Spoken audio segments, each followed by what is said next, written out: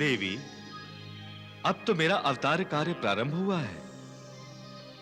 मैं पांडवों को अपना शस्त्र बनाकर कौरवों के रूप में पृथ्वीलोक पर जन्मे राक्षसों का संहार करूंगा। तभी मेरा कार्य लगभग पूर्ण होगा। मैंने केवल शिशुपाल और दंतवक्र के लिए अवतार नहीं लिया है। आपका यह विचार 100% सत्य है। प्रणाम।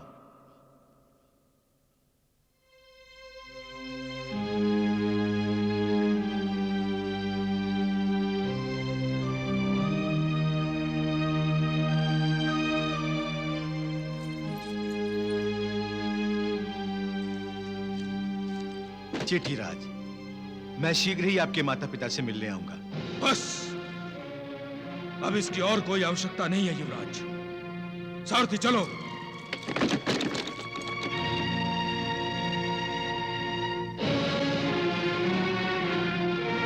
करुषराज, चेटीराज इतने कुपित क्यों हैं? जिस राजकुमारी के साथ उनका विवाह होने जा रहा है, यदि वो राजकुमारी ये कह दे कि वो द्वारकाधीश श्री कृष्ण से प्रेम करती है, तो चेटीराज शिशुपाल प्रसन्न होंगे। युवराज रुक्मी, मैं तो विस्मित हूं कि चेटीराज ने इतनी सहनशीलता कैसे दिखाई, कैसे पी गए इतने बड़े अपमान का घूंट, और वो अपमान आपकी बहन ने किया।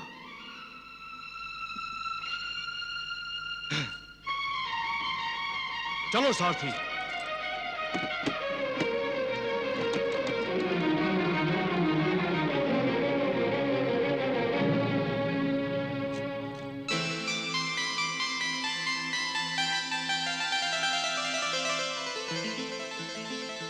देवर्षि, आप यहां?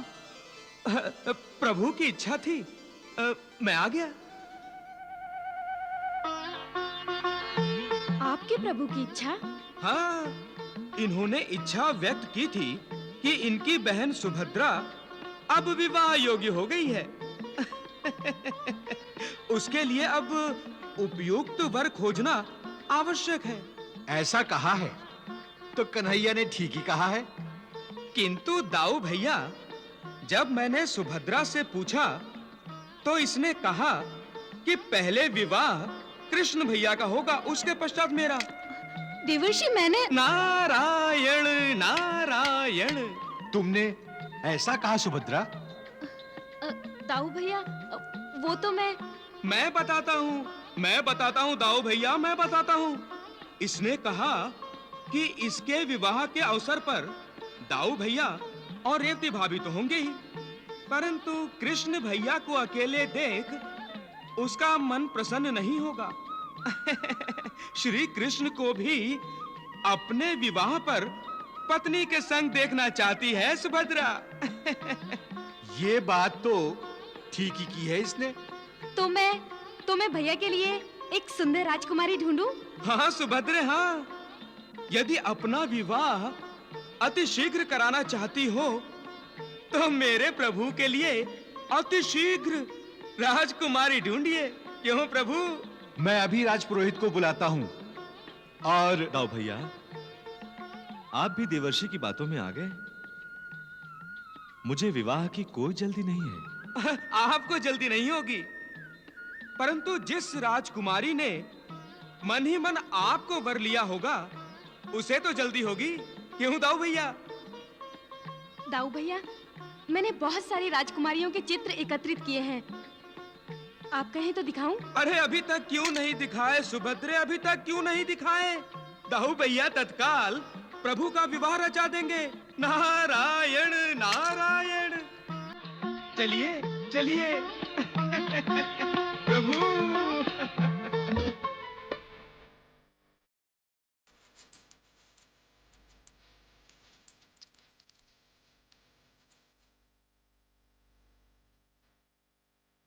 नारायण नारायण।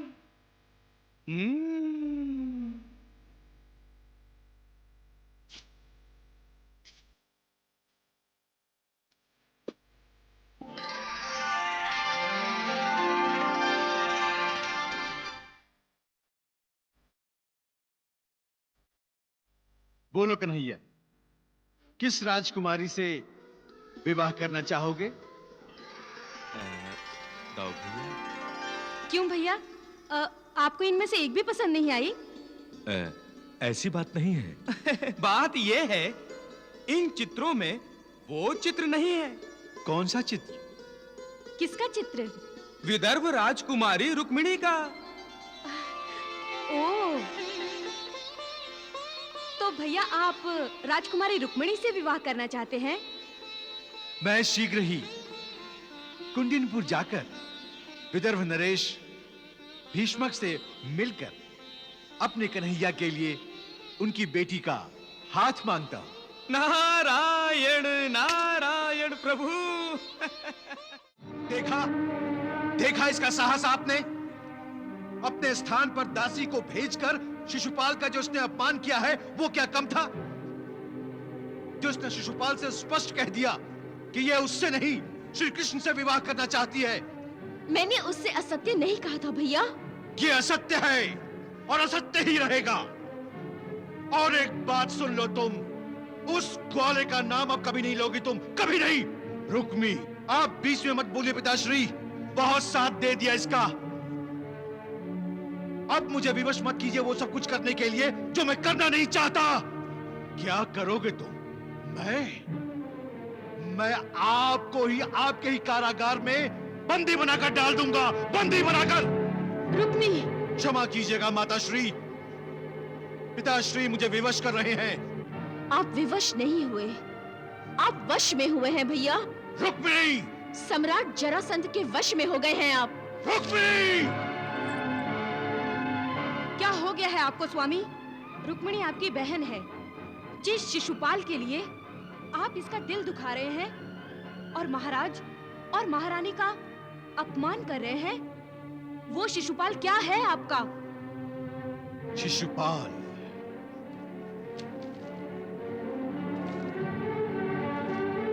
शिशुपाल मेरा भविष्य है। प्रहरी, आज्ञा युवराज। आज से नहीं, अभी से महाराज और महारानी के कक्ष के आगे रक्षकगण लगा दो।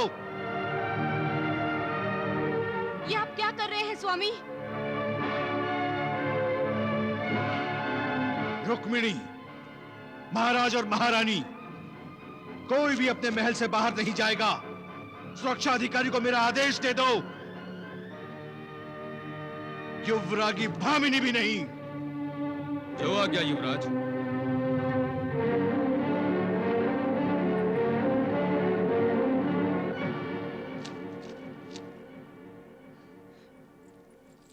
पिताश्री,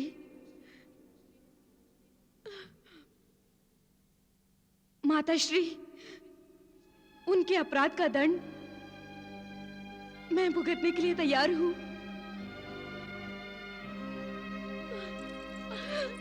रुक्मिणी,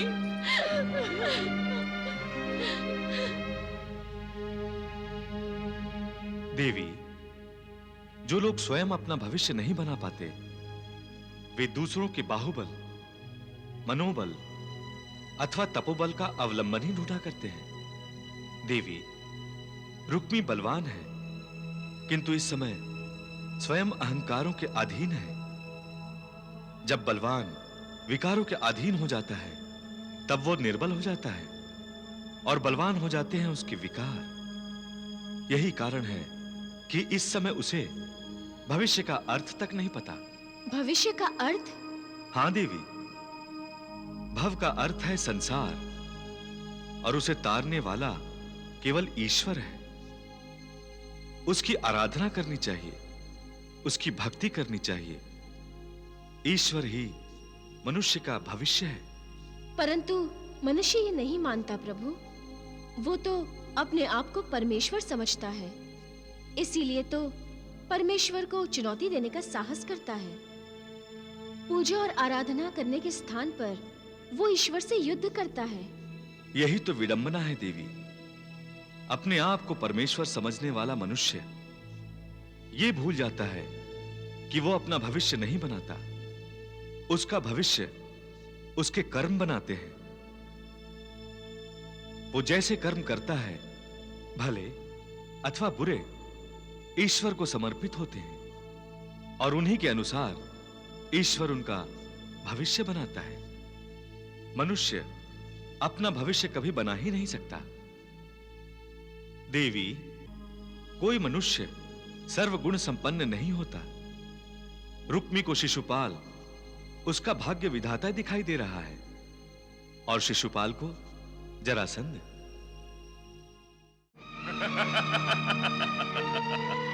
अच्छा है, तुम्हारा तर्क अच्छा है। तुम रुक्मिणी से इसलिए विवाह नहीं करना चाहते क्योंकि वो कृष्ण से विवाह करना चाहती है। आप मेरा उपहास उड़ा रहे हैं काकाश्री। उपहास तो तुमने मेरा उड़ाया है। एक स्त्री से पराजित होकर चले आए। क्या मैंने तुम्हें यही संस्कार दिए थे कि तुम रणभूमि छोड़कर भागो?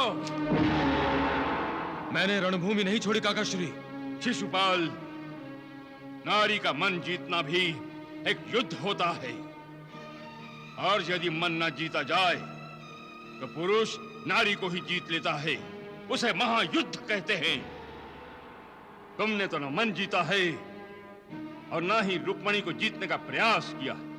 तुम तो सीधे भागकर यहां चले आए।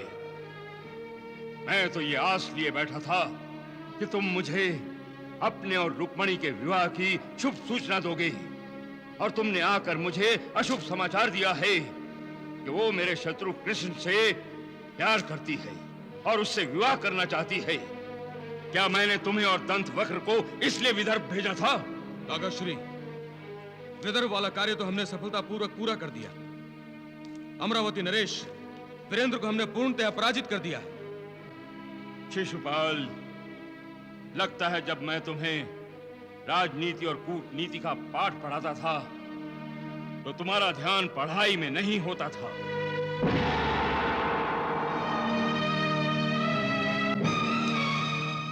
इतना भी नहीं समझे कि मेरे हृदय में क्या चल रहा है? जानते हो, राजा वीरेंद्र को विदर्भ पर आक्रमण करने के लिए अप्रत्यक्ष रूप से आदेश मैंने ही दिया था और वीरेंद्र को नष्ट करने का आदेश भी मैंने तुम्हें दिया था। परंतु क्यों काकाश्री?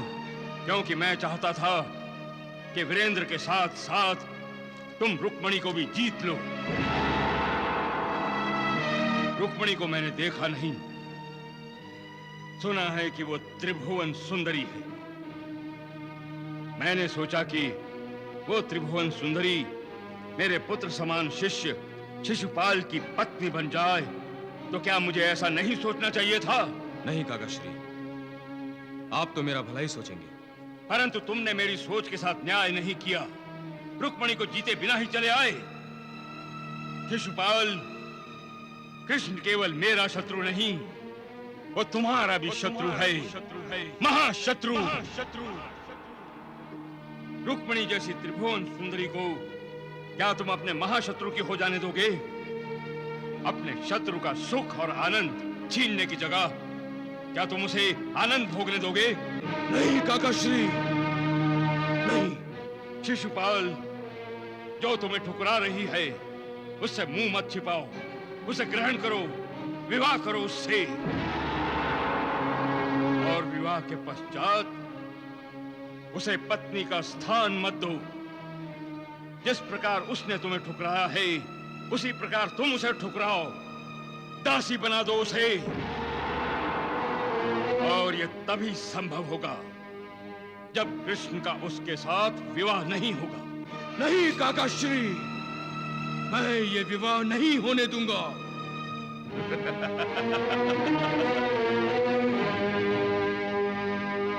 ये तो हुई राजनीति। अब सम्राट जरासंध नहीं, पिता जरासंध अपने पुत्र समान शिष्य शिशुपाल से पूछ रहा है, क्या रुक्मिणी ने तुम्हें आकर्षित नहीं किया? मैं उससे आकर्षित हूं काकाश्री। और तुम्हारा मन? मन भी चाहता है कि वो मेरी पत्नी बने। बनेगी वत्स, रुक्मिणी तुम्हारी ही पत्नी बनेगी। तो उसके लिए मुझे विदर्भ पर आक्रमण करना होगा? नहीं, उसकी आवश्यकता नहीं पड़ेगी। विदर्भ हमारा मित्र है वत्स। मैं रुक्मी को बुला लूंगा और रुक्मणी के साथ तुम्हारा विवाह निश्चित कर दूंगा।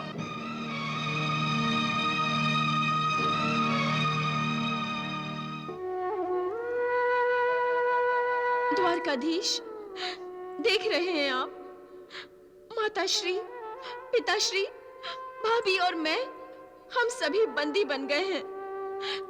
भैया रुक्मी की जिद के आगे हम में से किसी की भी सुनवाई नहीं।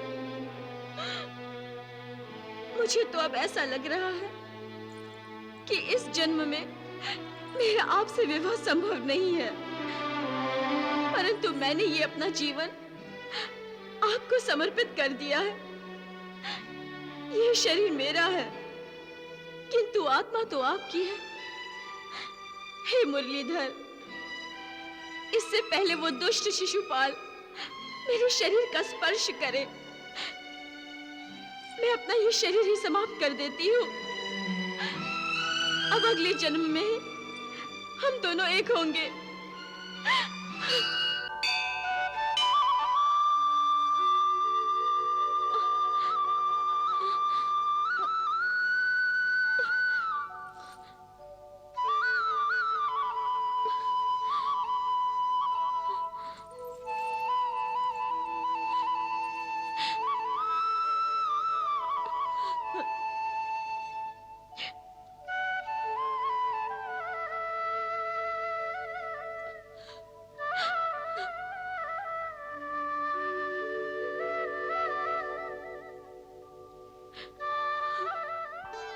आप रो रही हैं देवी? क्या रोने से समस्या का समाधान हो जाता है? कौन बोल रहा है?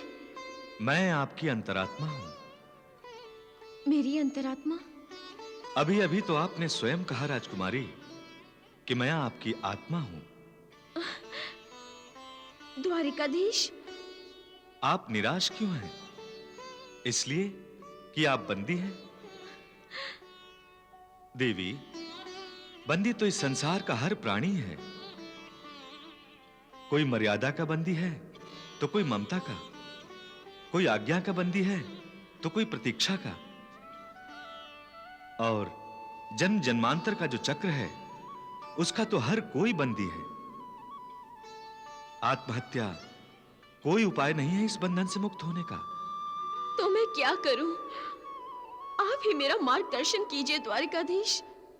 आप अपने आप पर विश्वास करो, अपने प्रेम पर विश्वास करो और समर्पण में आस्था। प्रेम वो शक्ति है देवी जो निर्बलों को बल प्रदान करती है, जो प्रेमी जनों का मार्गदर्शन करती है। प्रेम स्वयं एक ऐसा बंधन है जो प्रेमियों को सब बंधनों से मुक्त कर देता है। और आप आत्महत्या करने की सोच रही हैं? मुझसे भूल हुई द्वारकाधीश। अब मैं प्रेम के ऐसे बंधन में रहना चाहूंगी जो मुझे अन्य बंधनों से मुक्त कर देगा।